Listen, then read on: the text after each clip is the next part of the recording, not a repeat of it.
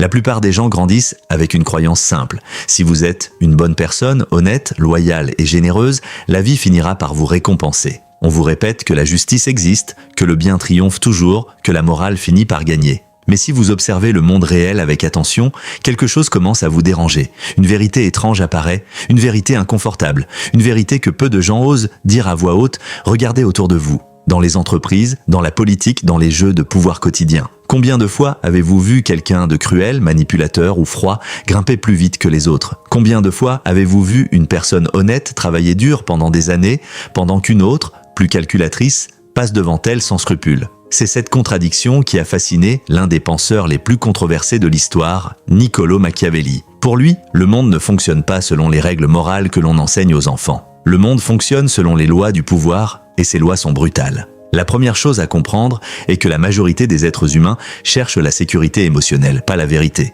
Ils veulent te croire que la bonté suffit pour réussir. Cette croyance les rassure. Elle leur donne le sentiment que le monde est juste. Mais les individus qui montent vraiment au sommet voient les choses différemment. Ils observent la nature humaine sans illusion. Ils comprennent que la plupart des gens sont guidés par trois forces fondamentales, la peur, le désir et l'intérêt personnel. Et une fois que vous comprenez ces trois forces, vous comprenez comment le pouvoir fonctionne réellement. Imaginez une pièce remplie de personnes ambitieuses.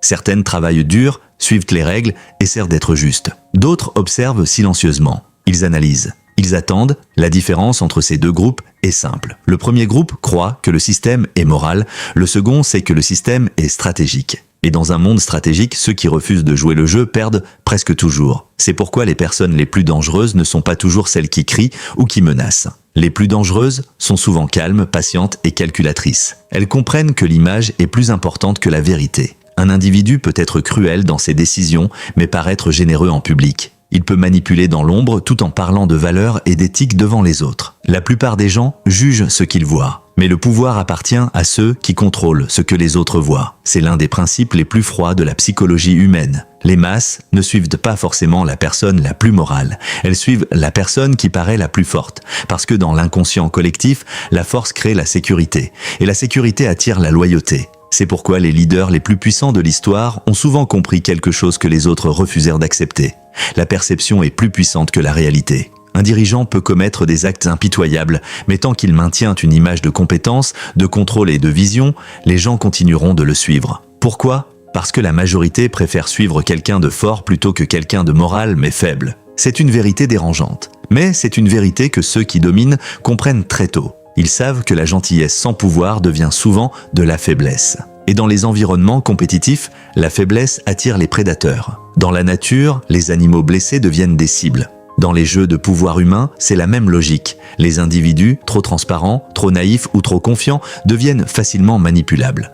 Les personnes les plus ambitieuses voient cela immédiatement. Elles testent les limites, elles observent les réactions, elles identifient les failles. Puis, elles utilisent ces failles pour avancer. Ce n'est pas toujours spectaculaire, parfois c'est subtil, une information retenue au bon moment, une alliance créée puis abandonnée quand elle n'est plus utile, un sourire devant quelqu'un et une stratégie contre lui dans l'ombre. Ces comportements peuvent sembler cruels. Mais pour ceux qui jouent à le jeu du pouvoir, ils sont simplement rationnels. Parce que le pouvoir n'est pas un jeu d'émotion, c'est un jeu de contrôle. Et ceux qui montent au sommet comprennent une règle fondamentale.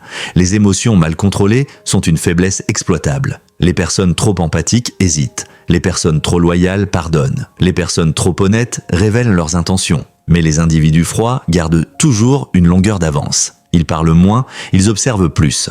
Ils prennent des décisions difficiles sans être paralysés par la culpabilité. Et dans un monde compétitif, cette capacité à agir sans hésitation devient un avantage immense. Beaucoup de gens pensent que le succès dépend principalement de l'intelligence ou du travail. Mais dans les luttes de pouvoir, un autre facteur est souvent décisif, la tolérance à la dureté. Certaines personnes sont prêtes à prendre des décisions que les autres refusent de prendre. Licencier, trahir, couper une relation, sacrifier une alliance. La plupart des individus ressentent un conflit moral face à ces choix. Mais les stratèges du pouvoir voient les choses différemment. Ils ne pensent pas en termes de bien ou de mal, ils pensent en termes de résultats. C'est précisément ce que décrivait Niccolò Machiavelli lorsqu'il expliquait que les dirigeants doivent parfois apprendre à ne pas être bons. Parce que dans certaines situations, la bonté peut détruire le pouvoir. Imaginez un leader qui veut être aimé de tout le monde, il évite les conflits, il refuse de prendre des décisions impopulaires, il essaie de satisfaire chaque personne autour de lui. Au début, les gens apprécient cette attitude. Mais progressivement, quelque chose change. Les opportunistes commencent à tester ses limites.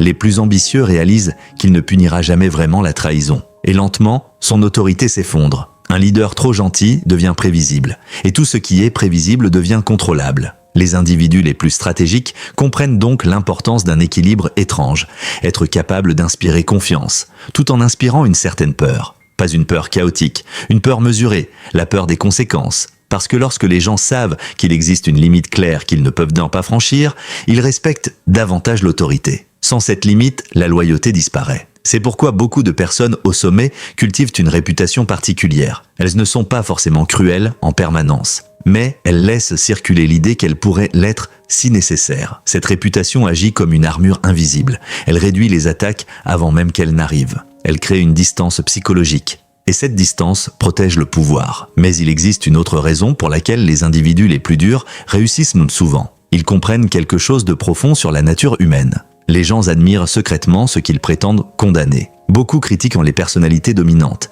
Ils disent détester les manipulateurs, les stratèges froids ou les leaders impitoyables. Mais en même temps, ils regardent ces personnes avec fascination. Parce que ces individus incarnent quelque chose que la plupart n'osent ne pas être.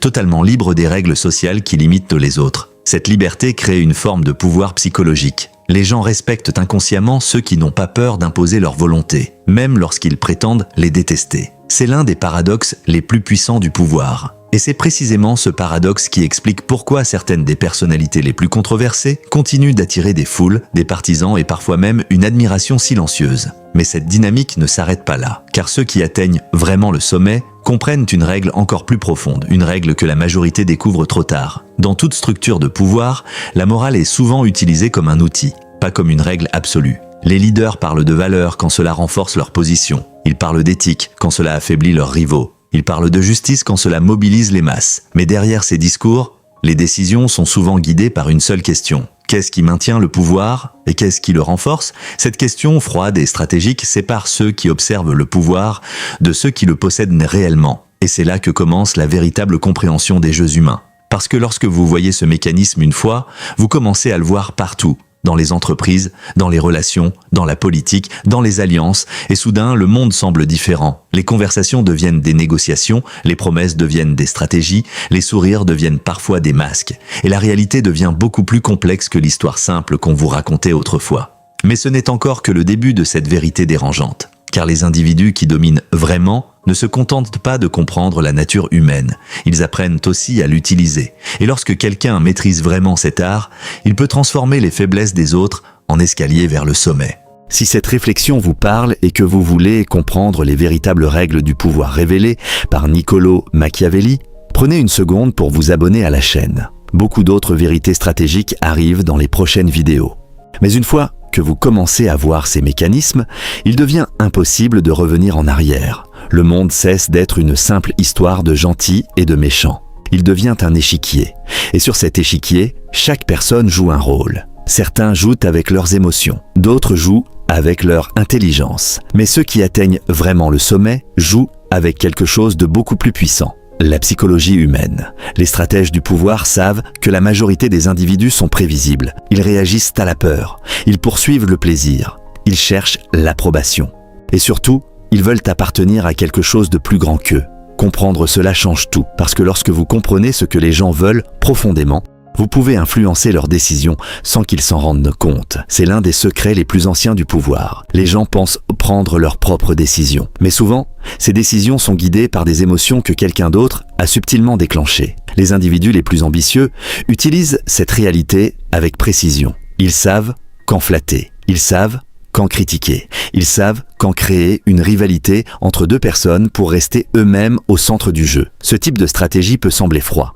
Mais pour les esprits stratégiques, il s'agit simplement de comprendre les dynamiques invisibles qui gouvernent les relations humaines. Et c'est là qu'apparaît une autre vérité inconfortable. La plupart des conflits humains ne sont pas causés par la haine. Ils sont causés par l'ambition. Deux personnes peuvent sembler amicales pendant des années, jusqu'au moment où une opportunité de pouvoir apparaît entre elles. Soudain, les règles changent, les alliances deviennent fragiles, les promesses deviennent négociables, et ce qui ressemblait à une amitié solide peut se transformer en rivalité silencieuse. Les personnes naïves sont souvent choquées par cette transformation. Mais ceux qui comprennent la nature humaine savent que ce moment est inévitable. Parce que lorsque les ressources sont limitées, pouvoir, argent, influence, reconnaissance, les êtres humains révèlent leur véritable nature. Certains reculent, d'autres attaquent, et quelques-uns observent calmement, puis frappent au moment parfait. Ces derniers sont souvent ceux qui montent le plus haut, car ils comprennent l'importance du timing. Dans les jeux de pouvoir, agir trop tôt peut être aussi dangereux qu'agir trop tard. Les stratèges attendent, ils accumulent des informations, ils observent les faiblesses des autres. Puis, quand la situation devient favorable, ils avancent rapidement et sans hésitation. Cette capacité à attendre est rare. La majorité des gens agissent sous l'effet de l'émotion. La colère les pousse à attaquer trop vite. La peur les pousse à abandonner trop tôt. Mais ceux qui maîtrisent leurs émotions possèdent un avantage immense. Ils voient plus clairement, ils pensent plus loin. Et pendant que les autres réagissent, eux planifient. C'est ce type de discipline mentale qui transforme une simple ambition en véritable pouvoir. Et pourtant, il existe une autre dimension encore plus subtile. Car les individus qui réussissent durablement comprennent qu'il ne suffit pas d'être dur. Il faut aussi être intelligent dans la manière de paraître. Un dirigeant qui montre ouvertement sa cruauté finit souvent isolé. Les gens complotent contre lui. Ils attendent le moment de sa chute. C'est pourquoi les esprits les plus stratégiques maîtrisent un art particulier, l'art du masque. Ils peuvent être impitoyables dans leurs décisions, mais chaleureux dans leurs paroles. Ils peuvent éliminer un rival tout en exprimant publiquement du respect pour lui. Ils peuvent prendre le pouvoir tout en prétendant servir les autres. Ce contraste crée une illusion puissante, et cette illusion protège leur position. Parce que la plupart des individus ne jugent pas les actions profondes, ils jugent les apparences. C'est exactement ce que comprenait déjà, il y a plusieurs siècles, Niccolò Machiavelli. Il expliquait que pour gouverner efficacement, un dirigeant devait apprendre à paraître vertueux, même lorsque ses décisions étaient guidées par la nécessité plutôt que par la morale. Cette idée choque beaucoup de gens, parce qu'elle révèle quelque chose que nous préférons ignorer. La morale publique et les décisions réelles ne sont pas toujours les mêmes. Mais ce qui rend cette réalité encore plus complexe, c'est que même les personnes les plus stratégiques ne sont pas invincibles. Le pouvoir attire toujours des rivaux. Plus quelqu'un devient puissant, plus il devient une cible. Les jalousies apparaissent. Les alliances secrètes se forment. Les anciens alliés commencent à calculer leurs propres intérêts. C'est pourquoi la véritable intelligence du pouvoir ne consiste pas seulement à atteindre le sommet, mais à y rester. Et rester au sommet exige 3 qualités rares. La première est la lucidité. Un leader qui commence à croire sa propre propagande devient dangereux pour lui-même. Lorsqu'il cesse de voir la réalité, il commence à prendre de mauvaises décisions.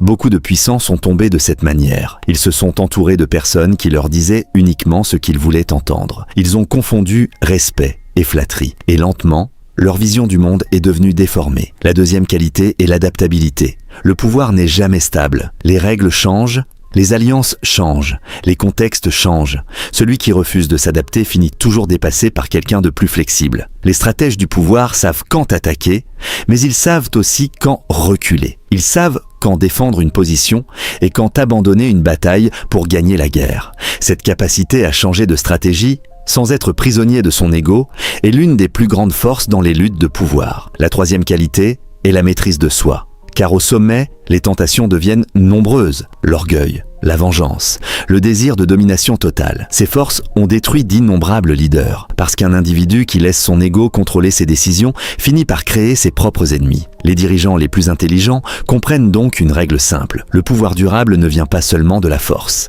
Il vient de l'équilibre entre la force et la perception.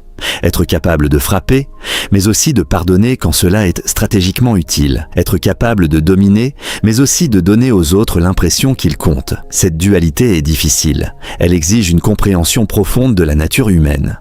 Mais ceux qui la maîtrisent deviennent extrêmement difficiles à renverser. Et c'est peut-être la leçon la plus importante de toutes.